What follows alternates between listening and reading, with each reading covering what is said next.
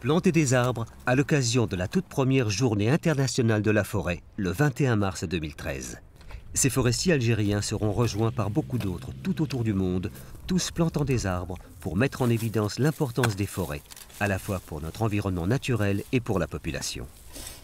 Dans le sud de la Méditerranée, l'un des rôles les plus importants joués par les forêts est la conservation des précieuses ressources en eau. Les forêts ont été abattues sur cette colline au-dessus de la ville de Beni Badel, à proximité de la côte méditerranéenne de l'Algérie.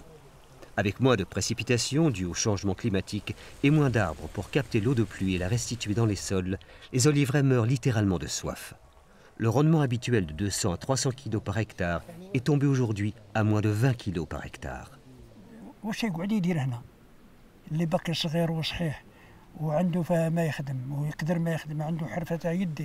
ولا مهنة تاعو من المهاني واش يقعد يدير هنا نهار الاول لا كان يخدم يخرج يخدم تلمشان مغنيه شبدو وهر كيما حنا اللي درنا وهر ندير ويولي لهنا يعاود روحو بالفلاحه هذه والفلاحه هذه درك هذا والورث والارض تاع باك وجدك ما غاديش تسمح فيها ولكن ما تسمحش فيها مين تمدلك بصح كي ما تمدلكش تسلم فيها وتسمح وتمشي.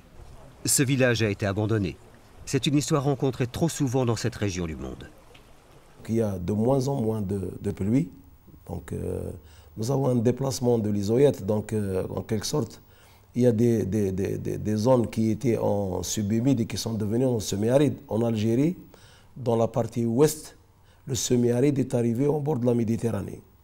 Donc, pour vous dire donc, cette dégradation.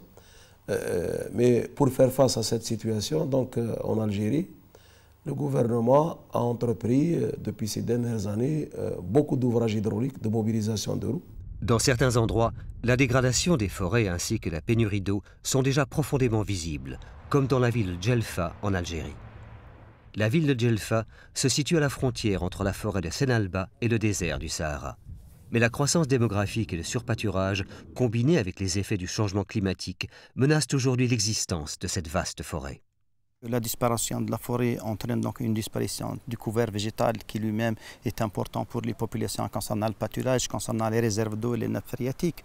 Et je pense que si on ne protège pas cette forêt, si elle disparaîtra, on aura donc une désertification, un départ des terres et les gens ne trouveront plus rien. La forêt est déjà en train de disparaître.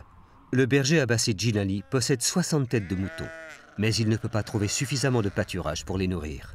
ايه مرة متقلقين الثروة ما كانش كاع في الغابة ما فيهاش البرا ثاني ما كاين والو رانا نعثروا باللي كان وخلاص ما عندناش. Les températures dans la région méditerranéenne ont déjà augmenté d'1 degré Celsius au cours du XXe siècle, alors que les précipitations ont diminué de 20%. À la fin du siècle actuel, il est prévu que les températures augmenteront encore d'au moins 2 degrés supplémentaires.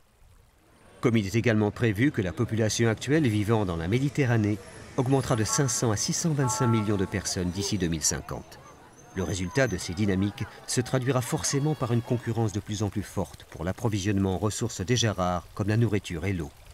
Dans une région tout particulièrement touchée par le changement climatique, des mesures urgentes doivent être prises aujourd'hui, pendant qu'il y a encore des ressources à protéger.